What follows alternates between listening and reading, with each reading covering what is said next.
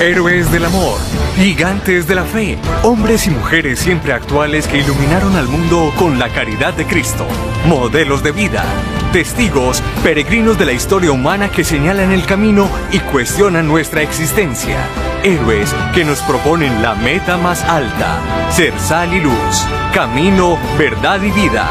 Y con su ejemplo nos muestran que es posible ser santos hoy. Conocer la vida de los santos nos ejemplifica la realización concreta de una de las grandes verdades de la fe cristiana. Y es tan importante que tiene su propio artículo en el credo, cuando decimos, creo en la comunión de los santos. Conozcamos entonces el santo del día. San Bruno de Colonia, fundador de los cartujos. La liturgia hoy hace memoria de San Bruno de Colonia. Bruno significa coraza en alemán.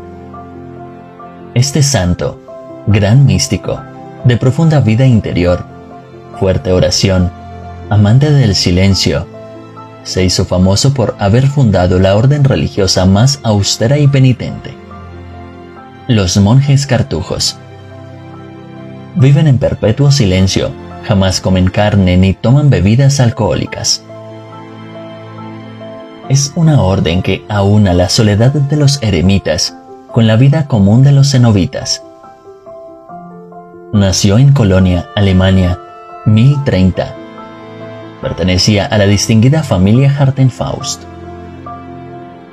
Siendo muy joven fue a Reims para seguir sus estudios, atraído por la fama de la escuela episcopal y de su director, Ehrimann, y demostró tener grandes aptitudes intelectuales y especiales dones para dirigir espiritualmente a los demás. Ya a los 27 años, era director espiritual de personas importantes, como el futuro Papa Urbano II. En Reims, terminó sus estudios clásicos y se perfeccionó en ciencias sagradas, que eran en ese tiempo Sagradas Escrituras y los padres de la Iglesia. Terminó su educación y volvió a Colonia, donde se le dio una canonjía en San Cuniberto y fue ordenado sacerdote. En 1056, el obispo Gervains le llamó a Reims para ayudar a su maestro Ehrimann en la dirección de la escuela. Se ocupó de enseñar a todos los clérigos avanzados. Su empeño era llevar a sus discípulos a Dios, enseñarles a respetar y amar su ley. Por 18 años estuvo en la escuela de Reims y además fue canciller del señor arzobispo.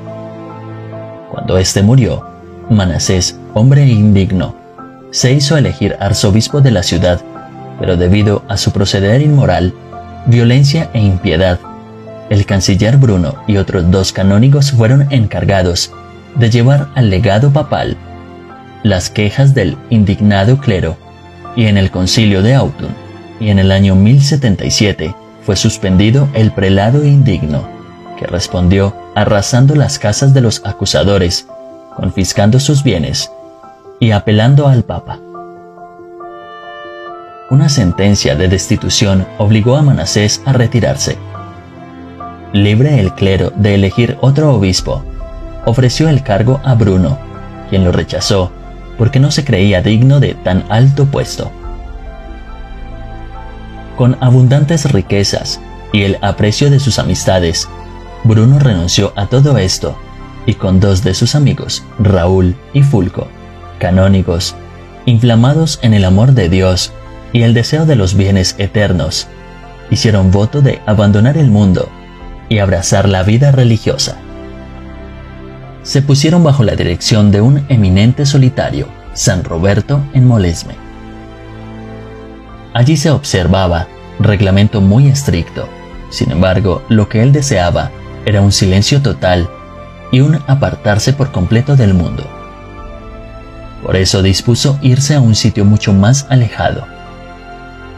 El obispo Hugo de Grenoble, a quien Dios mostró estos hombres en un sueño, bajo la imagen de 7 estrellas que iban hacia él. Al día siguiente llegaron Bruno y 6 compañeros a pedirle que le enseñara un sitio muy apartado para ellos dedicarse a la oración y a la penitencia. San Hugo reconoció en ellos los que había visto en sueños y los llevó hacia el monte que le había sido indicado en la visión. Aquel sitio se llamaba Chartreuse. Construyeron un oratorio y una serie de celdas distanciadas unas de otras. Este es el origen de la Orden de los Cartujos, que tomó su nombre del desierto de Chartreuse. Vivían en profundo retiro y pobreza, totalmente ocupados en la oración, el estudio y el trabajo, como copiar libros para ganarse el sustento. Bruno redactó para sus monjes un reglamento que es el más severo que ha existido para una comunidad. San Hugo admiró tanto la sabiduría y la santidad de San Bruno, que lo eligió como su director espiritual, y con frecuencia se iba al convento de la Cartuja a estar en silencio, orar y pedir consejos al santo fundador. Fue nombrado Papa Urbano II. De joven fue discípulo de San Bruno, y por su santidad, sabiduría y don de consejo, lo mandó ir a Roma para que le sirviera de consejero. La obediencia fue muy dolorosa para él, pues tenía que dejar su vida retirada y tranquila de la Cartuja e irse a vivir en medio del mundo y sus afanes. Pero obedeció, y varios monjes se fueron a acompañarlo a Roma. El conde Rogerio le obsequió una finca en Italia y allá fundó el santo un nuevo convento, con los mismos reglamentos de la Cartuja. Los últimos años los pasó entre misiones confiadas por el sumo pontífice y estadía en el convento dedicado a la contemplación y penitencia. Retirado a la Calabria a fines de 1101, se enfermó, sintió que se acercaba la muerte, entonces reunió por última vez a sus hermanos y en su presencia hizo una confesión y profesión de la fe católica. Afirmó su fe en el misterio de la Santísima Trinidad y en la presencia real de nuestro Salvador en la Sagrada Eucaristía.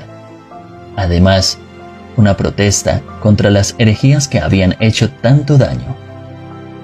Murió el 6 de octubre del año 1101 en el monasterio de Santa María de la Torre, Esquilache. Dejó como recuerdo una fundación que ha sido famosa en todo el mundo por su santidad y su austeridad.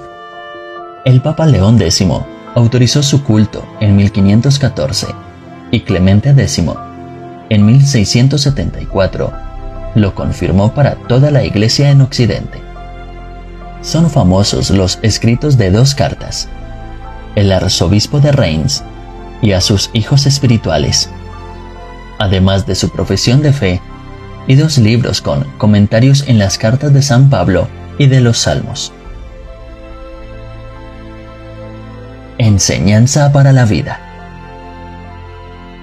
Si queremos avanzar en el camino de crecimiento espiritual, el silencio, la oración, la reflexión de la palabra de Dios, la frecuencia de la Eucaristía, son medios eficaces para lograrlo. Oración de San Bruno. Tú que eres mi Señor, tú cuya voluntad prefiero a la mía. No me es posible contentarme con palabras al presentarte mi oración. Escucha mi grito que te suplica como un inmenso clamor. Tú, de quien me he constituido siervo, te ruego con perseverancia e insistiré en mi ruego, hasta merecer, alcanzar tu favor. Pues no anhelo un bien en la tierra, no pido más que lo que debo pedir solo a ti. Ten piedad de mí, y pues inmensa es tu misericordia y grande mi pecado, ten piedad de mí inmensamente, en proporción a tu misericordia. Entonces podré cantar tus alabanzas, contemplándote, Señor. Te bendeciré con una bendición que perdurará a lo largo de los siglos. Te alabaré con la alabanza y la contemplación en este mundo y en el otro, como María, de quien nos dice el Evangelio, que ha escogido la mejor parte. Amén.